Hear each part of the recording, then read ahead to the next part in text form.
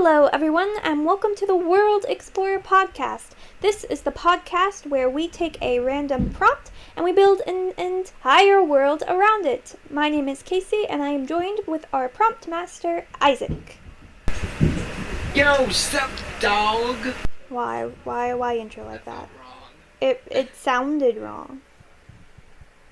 Okay, so today I was thinking we could take yet another very bland, simple premise, because those always seem to be the most fun ones somehow, and turn that into a vast world of infinite possibilities.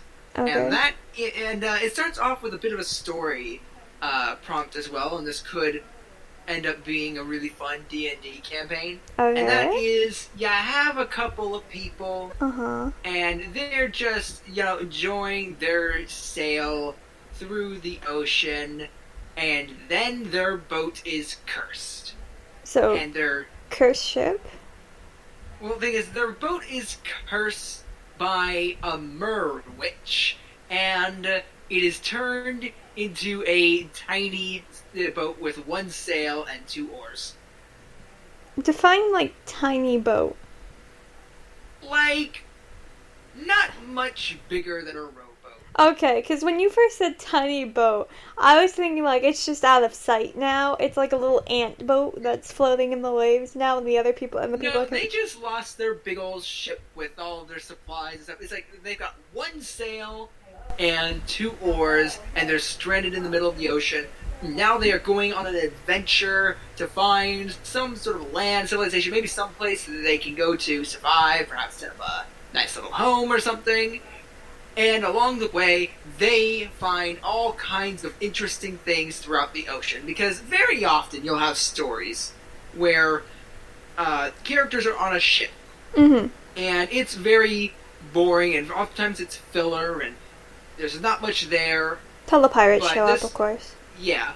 I'm just thinking, now, we can put a bunch of interesting things in the ocean. Let's world build this ocean, and what these sailors would encounter. So we're pretty much world building the most adventurous and horrifying sea adventure you could possibly go on. Yes. Okay, and I follow. What's even more horrifying is because they don't have a massive ship.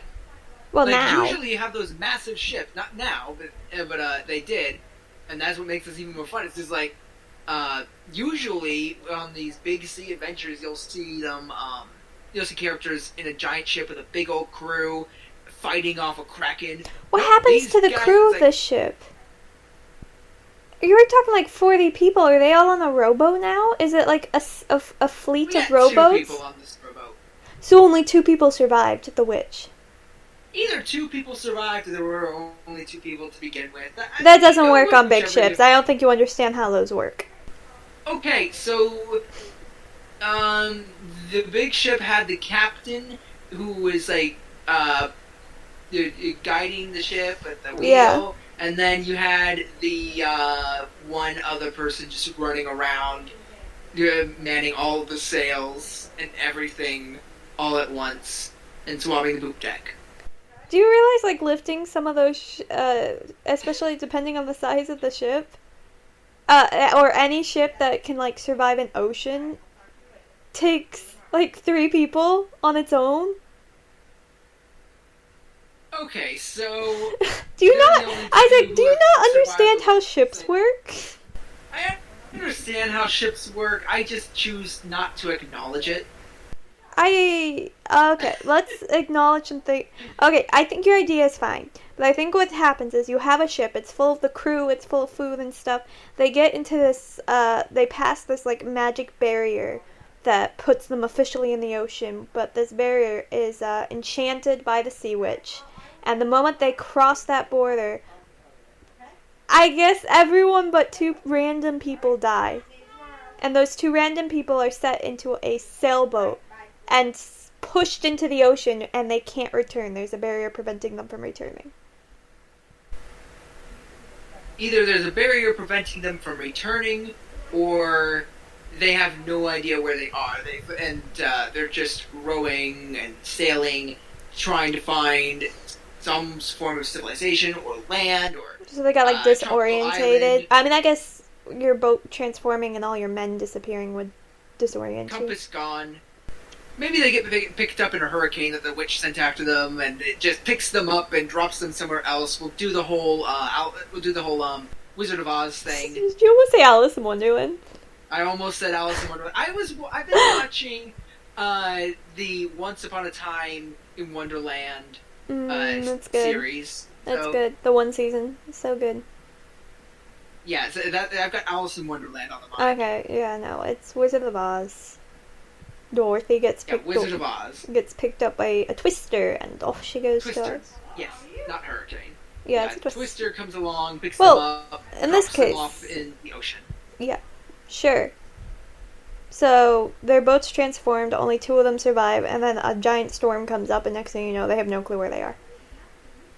Yes. Well, okay, And step so- 1 is getting fresh water and food. Okay, so you could. These are like now we're just getting to like survival. Well, yeah, well, I'm they thinking, gotta like- be able to survive in this ocean. Okay, so food they can get fish. True. I'm sure Uh, fish will just come to the surface that they can grab. Not necessarily. Well, then how are they and fishing? They can't cook it, so they'd have to have like raw fish. Are they okay with raw fish? maybe like some of their supplies survived, or maybe their ship somewhat got destroyed. And Well, now we're changing the entire maybe what premise the of the curse start. maybe what the curse was it ripped their ship apart and then reassembled just small pieces into a tiny little boat. I don't In know. which And case- so there's like So what would be stopping them from being like a little fleet of ships, like of row ships in the ocean now? that wasn't the curse. That was it. I don't know. We can just go with it was cursed and it was strong. I'm gonna find a way to get food. I think that a good way that we can just set this up for them to get food and fresh water and stuff is they go on their adventure and then they find these places that might have food and fresh water. So let's say they're going to get food. Mhm. And they come to this rocky shore. The island is like all rocks. Maybe there's like clams and oysters and stuff. Are we just hanging building out Raft? so they can. What? Are we just turning Raft the video game into a world? What is Wrath? You don't know what Raft is? No, I don't think I've ever heard of it. Well, it's a video game where you start on one piece of board, and then you have to like fish for different supplies. You're in a very polluted world, mind you, and you fish for different supplies, and you craft to expand your raft, and you go to different islands, and you collect food and stuff, and you have to keep your water up, and your food up, and your sleep up, and then you could build pretty rafts, and you could play with your friends where 5 people spawn on one little plank of wood, and then and there's this shark that's always trying to kill you. But yeah, that's Raft. It's a video game. I think it would be something like that. Yeah. Except the difference here is we're gonna throw in a bunch of fun fantasy elements. Okay, is Like- that the difference? Like, let's say they went to this to get these clams and oysters, and they wanted to eat these off of this island. But what happens when after they collect them? Turns out they were all sleeping. They wake up and they are these monstrous little things that will like bite your flesh off. And they So jump around. they're like clam leeches? Kind of. That you like their foot has spikes in it? They don't have feet. Clams don't have feet. What? Their tongue is called a foot. Oh, I didn't know that. Yeah. So when they move with their tongue, so they stick their tongue out and like drag themselves along with their tongue, so it's called a foot. Oh, okay. I'm just sharing I all didn't know sorts of that. facts with Isaac today. You know how basic ships work, how clams Well, I know work, how how ships work. I just refuse to acknowledge them. Well, Fantasy world. We can do what we want. uh-huh. Yeah, but this is Anyway. the idea of this is normal world is entering into a fantasy ocean world. So you can't do anything you want in the beginning. It's not allowed. So, I'm still thinking like these clams. And Uh-huh. I'm I mean, they're clam leeches. I don't know I don't know how to world build these guys beyond little flesh-eating monsters. Yeah, I mean they have Actually, little suction cups on their feet. Not only does that allow them to move about better, but that also allows you them to insert themselves into your skin and suck out your blood. yeah, I think this might be a thing where this would be like their first encounter. This is that they make where it's like, oh, guess Food. we aren't in Kansas anymore. And then their first This thought is, is "Ooh, free food, let's go." And then the yeah, food they're really attacks like, them, oh, food, and then the food tries to eat them. but then they still kill some and eat some anyways, and they're like, "It still tastes Yeah, good though."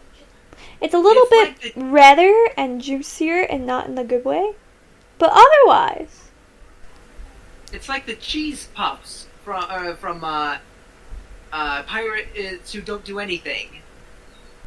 They're uh, the cheese girls yeah, that try to eat Mr. Lunt. that was in a dream, wasn't it? No, that wasn't a dream. They were actual I cheese don't. girls that started chasing him through a cave, jumped off a cliff. They swam through the ocean, and then followed him to an island where they proceeded to try and chase him and eat him. But he was saved by a rock monster. See, I remember the rock monster, but I do not remember the cheese. I remember like the whole premise of that movie was like they won an eating. It's weird. Anyways, okay, so we have so they start. They find the first place they find in their rowboat is a rocky cove full of these oysters. But at least they've got food now. They lost a lot of blood, They'll and eat it back. yeah.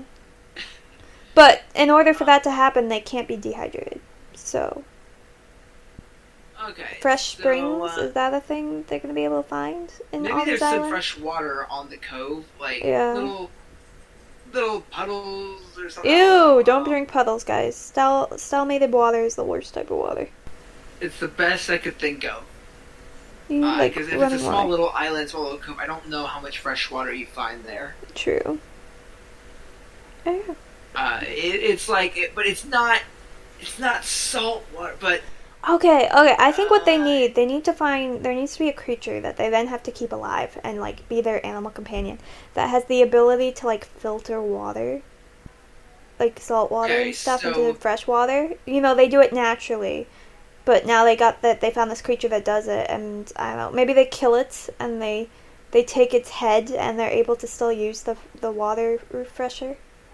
well, this just got dark. Like, yeah, okay, if they do this, it can't be a cute little animal, or else all the readers or viewers, whatever it is, will have your head. Say that's even more reason for it to be a cute little animal. Nah. Yeah, no, I think I don't know. I was thinking it'd be on the smaller side. Uh, I think that it's gonna be a If little you gross. want, Okay, I'm honestly thinking this happens in the snout. Like it has like an if you wish elephant-like to trunk. keep your head, you let the creature keep its head. What? No, I was thinking this thing happens in the snout, so they can cut off the nose, and they could take the They nose will. with them. I mean, the creature's gonna die. You have No. to kill the creature. That's just cruel to take Okay. its water transfer. You're on an island. You're hungry. You're gonna kill things, and you're Okay. thirsty. Okay. Fine. So it might be like an elephant, like It's like a mini creature, and elephant. the Yeah, yeah, and the trunk acts as a filter. yeah, a natural, an animal filter for water, so that way they can drink salt water. I guess. So you just Okay. kill the cute animal that they come across, cut off its nose, and take that with them, and now they have the water problem solved. I feel not so comfortable. How are you gonna Fan- write stories, Isaac, if you can't? Fantasy PETA is gonna come after us. I don't care about real life PETA. What makes you think I care about fantasy one? Because Fantasy PETA rides dragons. No, they don't. That would involve them enslaving the dragons to do their bidding in riding. Is PETA against, like, I horse honestly, riding? PETA is just a meme now. I don't know how they Kind of. survive. Have they ever not been a meme? Like, I'm sure in the beginning they were just, you know, they were trying to keep animals from being abused, but then they got so extreme, like they're taking away homeless people's dogs, like these dogs they've had their entire life, as their one companion as they roam the streets because they're not taking the dogs, even though they're taking care of the dogs better than themselves. Or you catch I don't know, they're doing things that's supposedly better for the dog or the animal, but it's worse for the human, and then ends up being worse for the animal because the animal will get depression and die because it's not with its owner. You know? So they tend to act on like impulse and not think about it. Yeah, PETA kind of sucks. Like, It does. sometimes they do good stuff, but most of the time. There's other they're organizations. getting worse and worse. There are better There's a reason why it's mean to being a horrible. Like, we all make jokes, like, you can't poke an animal without PETA showing up on your front door to take your dog away. Pretty much. Yeah. So, anyways, I'm not scared of PETA, and I'm certainly not scared of fictional PETA, and therefore, this is survival. Okay? One animal has to die for the survival of these people. It's not like they're going around mass murdering all of them. It depends. Maybe they're tasty. So I'm thinking that something else that they could run into is a waterfall in the middle of the ocean. Maybe not the middle, but like somewhere in the ocean there's a waterfall. It's like just a hole in the ocean and everything just falls. Kind of like in How to Train Your Dragon 3. Yeah. Where there was that waterfall that led to the underground. Yeah, no, I know what you're talking about. Yeah. I know, when Yeah, you said that, thinking, for some reason my first thought was like a geyser shooting out water and then it falls over in a weird shape that seems unnatural. we can world build that next. Okay. Maybe that can be where this water is going to, because this place never seems to flood. So the water falls into this hole that seems to go nowhere, but it's actually a teleport pole that teleports you somewhere else and shoots you back into the ocean. Well, I was thinking maybe it leads to a river or something, and then that river goes to a geyser. That works too. Less teleporty. So it leads to like under the ocean. So this is a pretty big fall. Yeah. That's several miles. Okay, so let's say our heroes get caught in the current and they start falling, and their boat may or may not survive that fall. And then what would be down there? And no, we're not just going to world build what was in How to Train Your Dragon 3. No, well, my first thought was darkness. So do we need something to produce light? Let's go with... Would there, I mean, you're pretty deep down at this point. Would there be, like, lava or, like, steam and stuff? Would the water be boiling? For some reason, my first thought was glowing slugs. Okay. I don't know why that's where my mind went, but glowing slugs. And he says I'm the gross one for wanting to kill an animal. And he's inventing, like, glowing slugs. Which is more gross? Glowing slugs or chopping a tiny elephant's nose off? Well, one's for survival, and yours is for the torture of these poor heroes.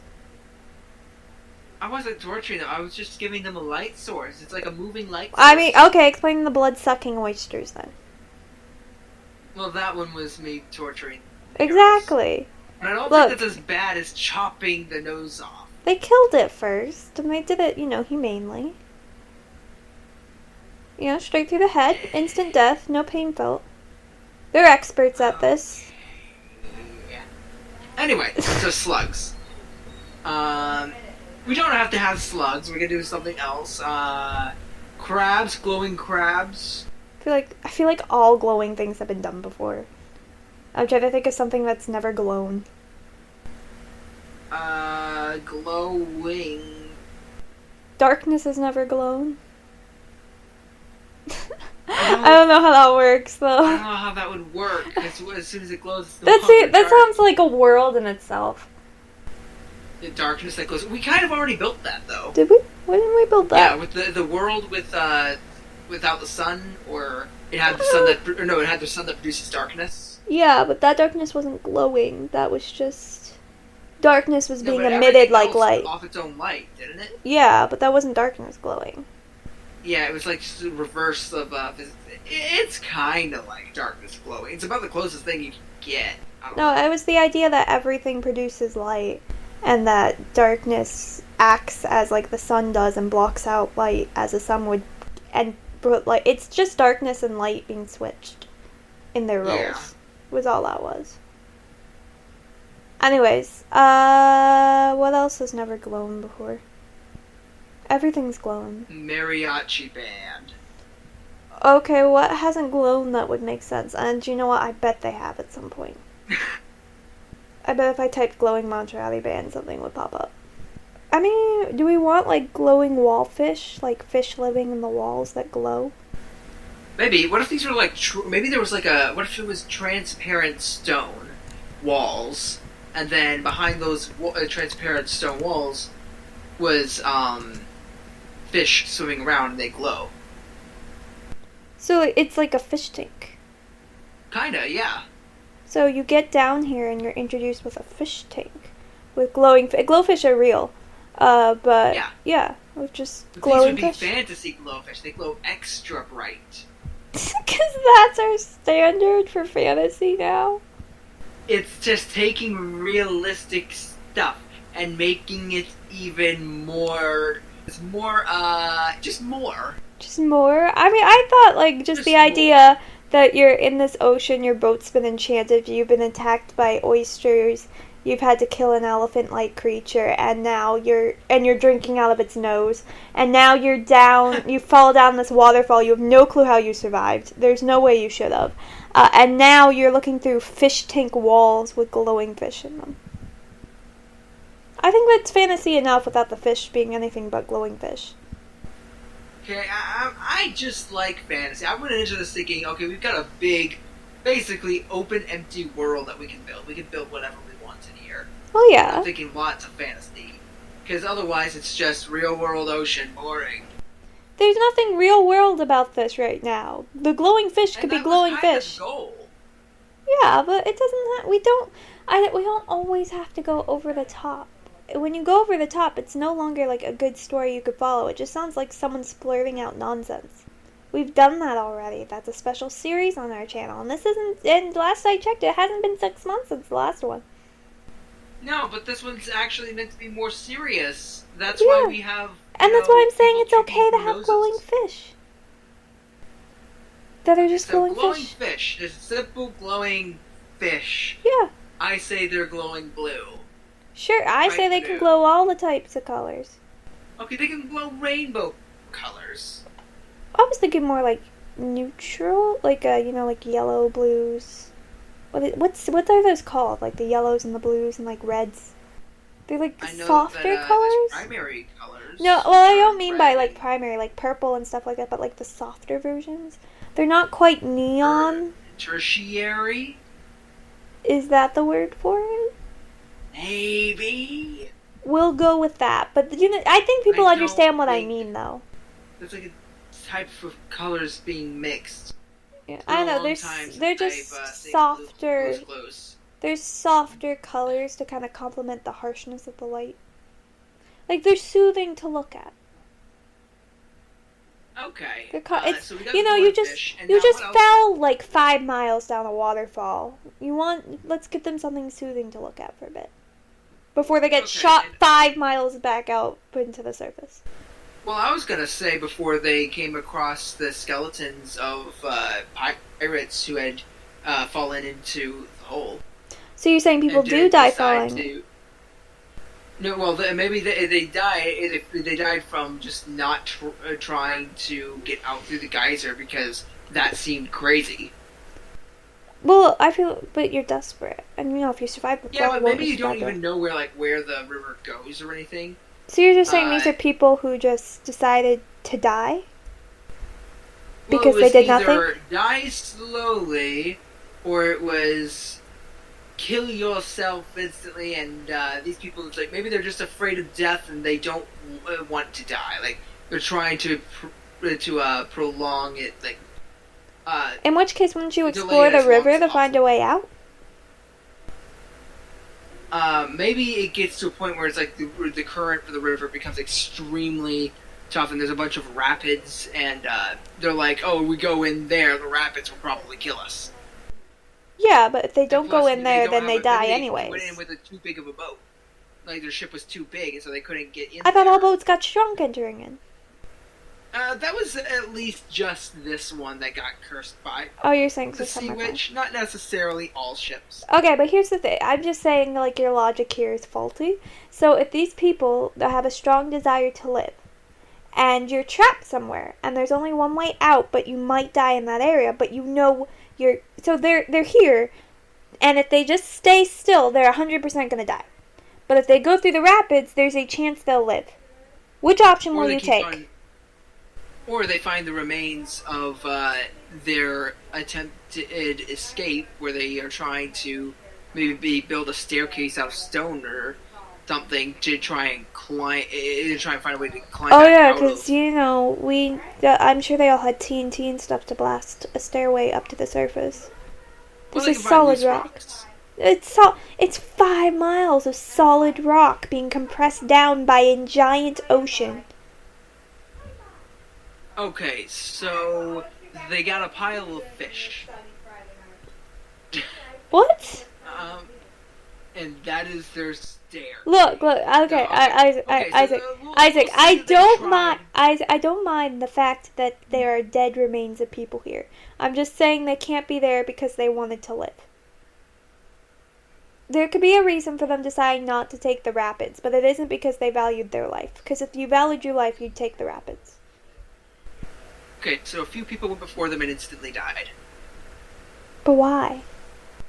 Because Why these people rapids. live? Okay, so some people just die in the rapids. The rapids is a slight. There's a chance you'll die rapids. There's a high chance of dying. No one that they sent through survived, and so they're like, well, that's a lost cause. Let's try and find another way out, and they can't, and then they die. And then they become skeleton people. And then they become skeleton people, and then our heroes, have to fight through skeleton people. To get to a rapids that no one survived passing.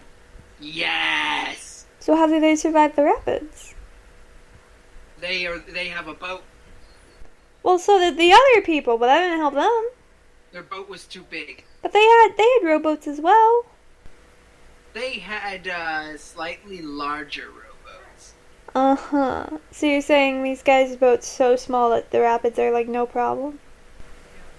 It's more like the cave that the rapids lead through to get to the geyser is too small to fit the boat through. Well, you know, And that so, would have been an easier solution than saying that they were just dying in a bunch of raptors. The fact that they just can't actually fit and go further is a good reason for well, them to that's what I'm die. saying. Like people who went into the rapids, they went in without a boat. Yeah, well, that would kill you. Exactly. And so they're like, well, that's a lost cause, and then they die. See, you didn't And they become establish skeletons. that there's a point where it's too small for the, like, even, like, rowboats or something. Like, you need a really small boat. Yeah. In which case, And in which case, I think some people did escape. They built little boats out of their big boat, and they managed to make it out. But there were still yeah, a bunch some in people trial and escaped. error who died and became the skeletons.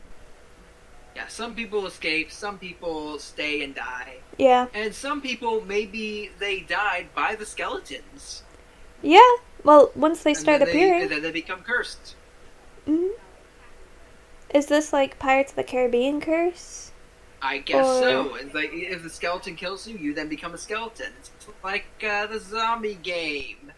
Or maybe it's actually like if you die infection. via the river instead. Like the river itself's what cursing it. Okay. So if you die via skeleton, you just rot. Your corpse rots. But if you like drowned in the river or they pushed you in the river and that killed you, then you crawl out of the river as a skeleton. Yeah, and maybe it's like once you become a skeleton, the tide or like the geyser and everything no longer affects you. It's like the force isn't there, and so you can't actually leave the cave Yeah. because magic. 'Cause magic, sure. Yeah, so, okay, so they get past the skeletons, they get past the rapids, they get through the small little hole. They've made it up the geyser. It was an exhilarating ride. But I assume both waterfall and geyser are enchanted so it doesn't kill you. Because they want skeletons for whatever reason. This river has a desire to turn you into a skeleton. And trap Okay, you so- down. What? Okay, so they've now escaped, and next place they go to, let's build a tropical island. Okay. One that they might at first say, hey, look, this can be our good fun home to live in. Yeah. Nice Now, sandy what dangers are beaches. lurking? What? I mean, what dangers aren't lurking? Mosquitoes, giant. Uh, I don't know what the oysters are back. Uh, There's a few oysters, but it's not like they're overrunning the island. Coconuts that are magnetically attracted to humans. They always fall on your head. Coconuts that are magnetic. I'm just uh, spouting out what's coming into my head, and honestly, that would be an I was annoying thinking. thing. I was thinking back to the life of Pi and how how there were plants that ate humans. Oh yeah, that's a weird book Like and or movie. he found a human tooth inside of a plant. Yep. Or we could go H.G. Wells, and he has this short story all about orchids, and there's a blood-sucking orchid that they blamed this guy's death on leeches. So they brought the orchid back, thinking it was just the leeches. Uh, And so this guy bought this orchid and planted and cared for it. So what it does is the orchid produces something that puts you to sleep, and then its vines come out and it just sucks the life out of you. And then it makes seeds out of your blood. okay, I like that where it's like it's something that's putting off a gas and then it puts you to sleep and then tries to kill you somehow. But we don't want to like copy exactly. Well, no. I Uh, don't. Just make it not an orchid. we could have like maybe something that like suffocates or strangles you in your sleep with vines. I don't know. Mm, Um, true. So far, it seems like we have a lot of blood-sucking. Well, we have one blood-sucking creature already. yeah, so maybe this is something that tries to suffocate you or wrap Just around swallows your neck. you whole. Okay, so it's like a giant Venus flytrap. Yeah, and then it gives the other heroes enough time to rescue the person if they try hard enough. Okay, so maybe it's something where it's like it looks like a very pretty flower, very large, pretty flower, and then when night falls, maybe the moonlight causes it to come to life. Essentially, Yeah. where it starts reaching for you in your sleep, and it moves slowly and drags you in, and maybe after it's like got a good hold of you, it starts trying to crush you Yep. inside of its like jaw things. Yeah, and then of course the acids kick in and start dissolving you. Like it's like the plant from Ice Age 3 that's trying to digest the heroes. Exactly. Yeah, just got your acids. I mean, that's how they do it. And Like you need the acids. And to then you dissolve gotta cut the right wire to get it. Okay, to, yeah, no, I didn't care for that. I mean, it was funny in the movie, but no. I think this is one where you could kind of just chop it open and it would spill out Yeah, everything. I think that the character A is getting attacked by a plant. Character B swings a sword at it. Yeah, and then it opens up and spits out character A. Character A is now nursing burns for the rest of the adventure. And maybe a broken bone. Yeah.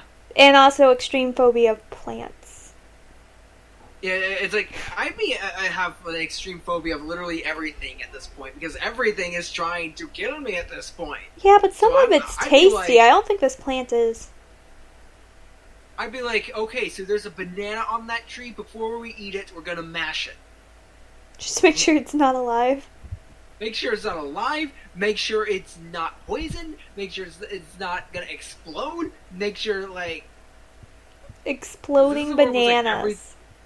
anything can happen in this world. Exploding bananas. Exploding bananas. Well, here's the thing. They go to try to mash the banana to make sure it's dead, but that triggers a mini explosion. Yes. But now they're like, oh wait, we have banana bombs, and so they take a bunch with them. I actually do kind of like the idea of exploding bananas all of a sudden. Yeah.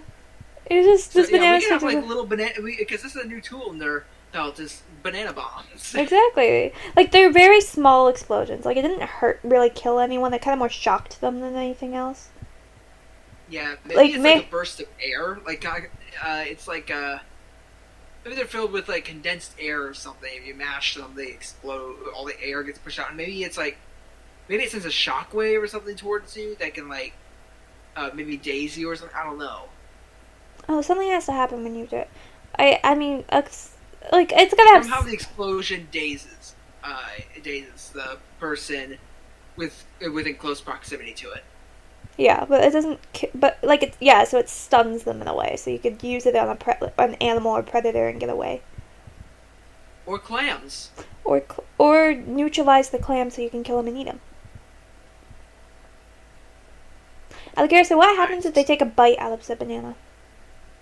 Uh, their mouth is sore. I mean, do you think numb might be the better word for it?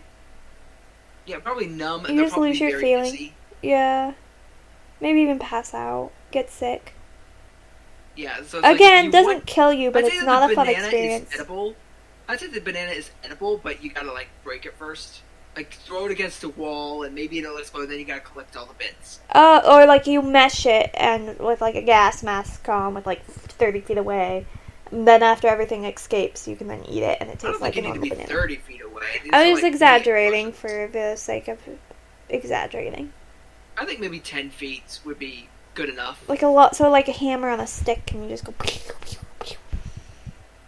Yeah, like I think that's like if you just like And then even then, you probably still miss some of it, so your mouth's gonna be a little numb. But in a pinch, it works. yeah. Just not recommended. Like if there's better food, go for the other food. Yeah, this could also be a good way to like scare off predators. Well, You yeah. just throw one, you get a little explosion, little bang sound, get them to run away. Yeah. No, I agree. Sounds good. Which is why they have to they meet up with a three-headed tiger on this island. A three-headed tiger. So a Cerberus with a tiger in cat form. Pretty much. Or we could do a chimera. Uh, No chimera? not really very. Not What's feeling like a it. tropical fantasy creature that would like to eat you? Parrot. Parrot. So giant parrot, maybe? I don't know. I got a three-headed parrot in my head, and for some reason Three-headed parrot. that's a thing. Has that been done? Let's ask Google. I don't see any pictures of one. Oh, there's one picture. There's a three-headed eagle, but not parrot. I Oh, found Pokemon with three heads. well, that's not surprising. I don't see any three-headed parrots. There's a picture called three-headed parrots, but it's just three parrots in a row with three heads. Oh, So I don't think that really counts. No, but I found one drawing, which is like parrots edited onto each other that someone did for fun. But otherwise, no. Three-headed parrots is a... new concept. Okay. Yeah. So, do we want to do the three-headed parrots then? Sure. I'm up for some three-headed parrots. It sounds a little bit weird, but you know what? Let's go with it. Now, does it have any other abilities aside from just having three heads? I mean, other, basic parrot things. It can fly. It can mimic voices, which would creep people out. Except, okay. It could mimic multiple voices. Yeah, I was about to say, but I think it would be once. really funny if, like, each voice had, like, each head had an emotion associated to it. So whenever it mimics it, like, it changes the tone of it. So, like, one almost shouts it really angrily, another makes it sound really depressing, and then a third one's just really happy and upbeat about everything. Oh, I just thought about something. Yeah? So, you know Ko the Face Stealer Yes. from Avatar? Yes. What if this was something like that, but it's like a voice stealer, and they go to, and it was like whatever creature or person they eat, this parrot eats, then it gains that voice of its victim, and so it's going around trying to eat a bunch of different types of creatures and people to gain different sounds. Oh. But maybe it's also only associated to, like, the head that eats it. And they usually only let, like, one head eat each time. So that way, like, Yeah. this head has a collection, this head has a collection, this head has a collection. And that could actually Yeah, no. that could be a really funny way for the heroes to escape. Is that the little parrot's head are arguing about who gets the human voice because it's cool. So, person C, who got caught up with the parrots, makes his escape while parrots argue about who gets to eat person C to keep their human voice. Yeah, I like this. Like Hmm. the parrot that steals your voice and has three heads. I like this. Yeah. Does it do anything else? Like, does it have any special way of capturing its prey aside from maybe mimicking a certain sound to attract them or deceive them? Well, it's gotta have some way to like take down large prey. Well, it is giant. True. It's. That's I like think one it's would. honestly just extra sharp claws. Okay, because the only thing that I could come up with was breathing fire, and I'm like, no, That's too that's far. redundant We've now. gone too far at that point. No, I think it's special enough, and I think just the fact that it's giant and still got its talons and stuff would be enough for it to take on anything. Yeah, this could also be something where it's like these main characters are trying to like, maybe reason with it or bargain for their lives or something because it's smart enough to talk. Yeah, but would it understand English? Like, I guess it had other Well, people come in. I think it would. Yeah, so honestly, I think what happened was there's one person in this group who has a really, like, peculiar voice. Which is, of course, like, in play the entire story. But all of a sudden now, it's, like, really in play, because now this is what the parrots are fighting over, is who gets that one particular voice. Yeah, I think this could be a fun little element of the story. Yeah. So you just need someone who has a weird voice, or unique voice. I wouldn't say weird, but, like, a very unique voice. Whether it's, like, And then extra they pretty or a and then bit they throw explosive bananas. Oh, what if this thing actually ate the explosive bananas, and now it can make the explosive banana and it can sound like a machine gun. That's some great comedy there for if this was a movie. And you could also use that where it's like he just starts making that sound to try and maybe drive prey into a corner or something, like herd animals or trick people into thinking, oh, he's got a bunch of bananas, run. Yeah. Yeah, lots of different ways you can use voices as traps. So there definitely seemed like a trapper bird that then Yeah, you can it could attack. also just be like say have the voice of human saying, "Help! I am being attacked by the giant parrot" or something. Meanwhile, the giant parrot's just hiding behind a giant tree or something, waiting to just jump out and catch you. Yep. Or not even necessarily say I'm trapped by the giant parrot. It's just say, "Help! I'm stuck." Or You know, they something got along lots of those lines. Just calling options. for help. They got a lot of What? options. You when you Yeah. can mimic anything, or if you eat it, you can mimic it. You've got lots of options. Now, what else? So mermaids. So I'm. Do we want to put mermaids as like threat in here? Like you're just rowing through the ocean, and then all of a sudden mermaids show up and start attacking.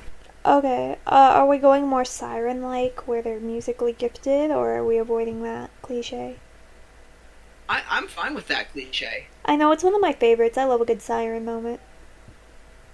Yeah, sirens, they draw you in, and then they attack you. Yeah, sirens are they're just good. They're a well-developed sea creature monster thing.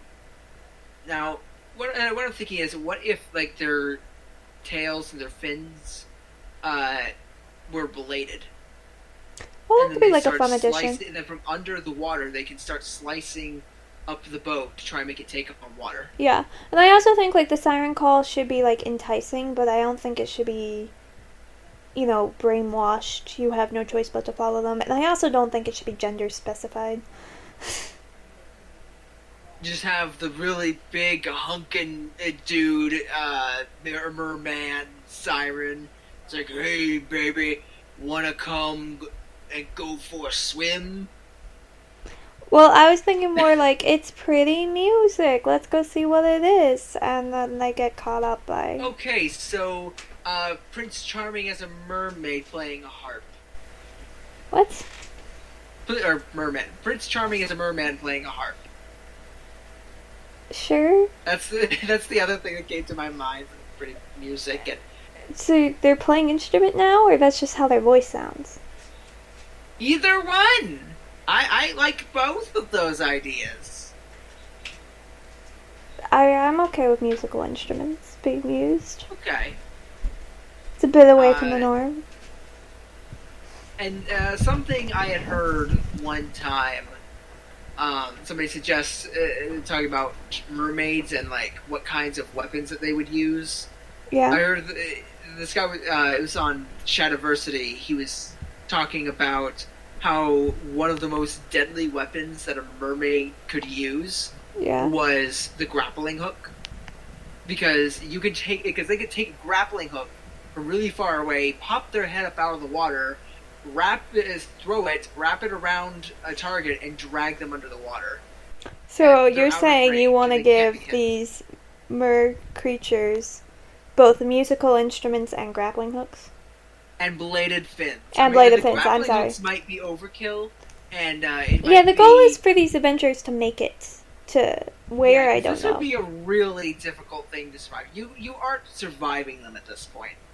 Is this actually okay? Is this like a twist ending of a story? So you follow. I don't.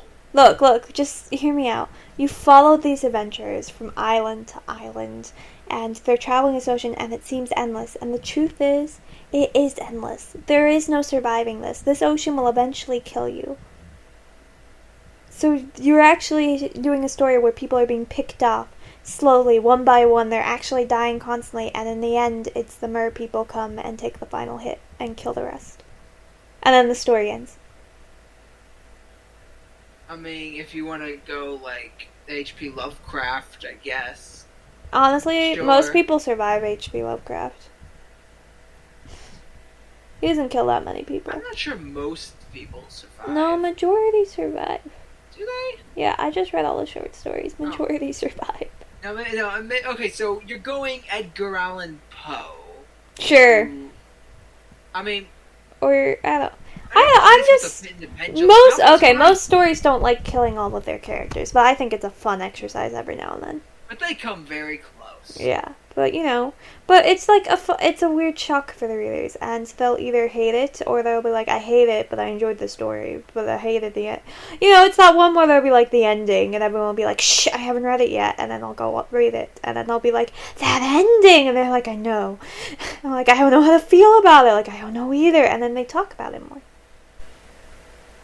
Yeah, I mean, sometimes, when things end unhappily, like, it really does become a conversation, like a big conversation. And stories, I feel like stories don't need to especially when end you don't happy. expect it to end so unhappily. Like, there's this one movie, it's called Dr. Horrible. It's on YouTube, and you can go and watch it. Anyway, so it has a villain protagonist, and he and in the end, he wins, and he gets all he ever wanted, but all he ever wanted, it turns out, isn't what he wanted. Except he actually, there is one thing he doesn't get, which is someone he fell in love with, but he. Why does this sound like Doctor Strange in What If?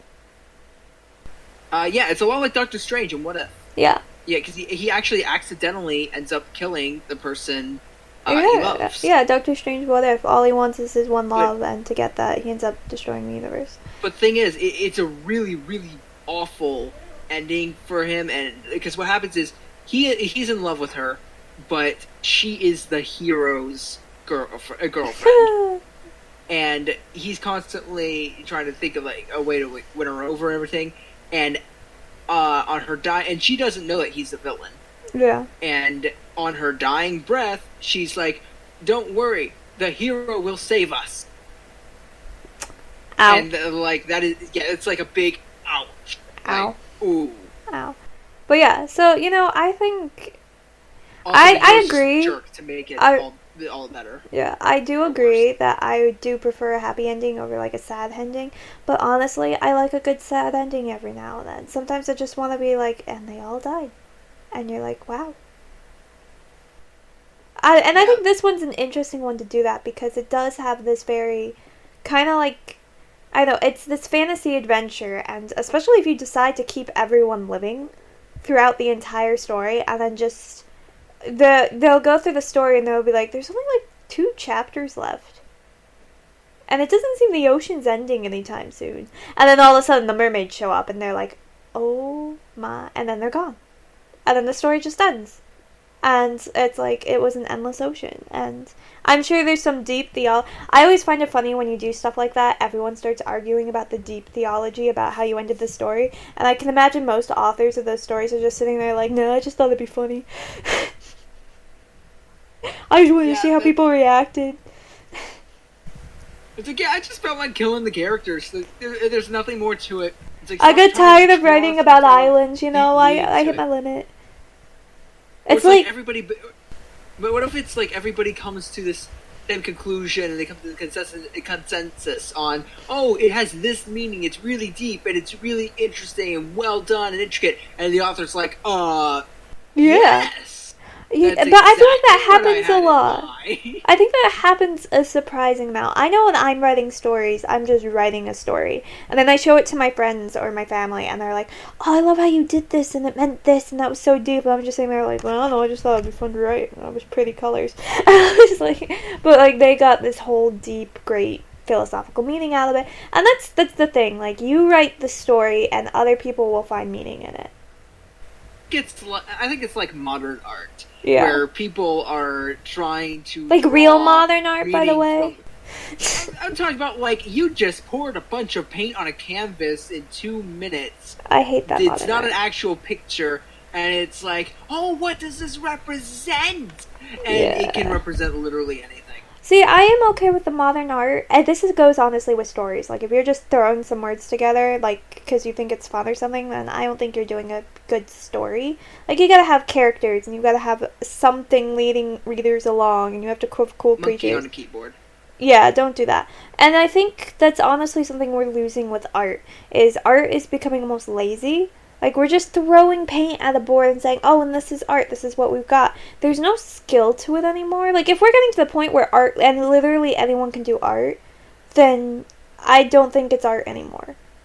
But, I do love things like, I love scrap paint, like paintings and sculptures and stuff, where people are taking trash and they're rearranging it in a way to create like shapes, and there's patterns to it, and there's a creativity to it, and it doesn't always make sense, but like these people are pouring tons of time into these sculptures that are weird, but they're fitting pieces together that you wouldn't think fit to make these cool things. And some of them are full-blown animals, other of them are just abstract shapes, but you had to make this wrench fit with this plunger somehow, and it does.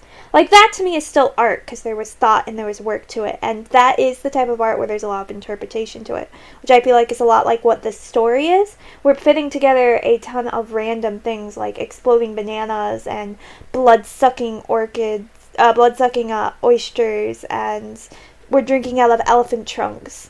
But it's all fitting together with a purpose and a theme, and then other people can interpret what that is by reading it. Okay, so yeah, on the topic of what modern art is like, there was a banana duct taped to a wall. That is not art. It sold for $120,000. Not art. It's gonna rot in a few days. I know, that's not art.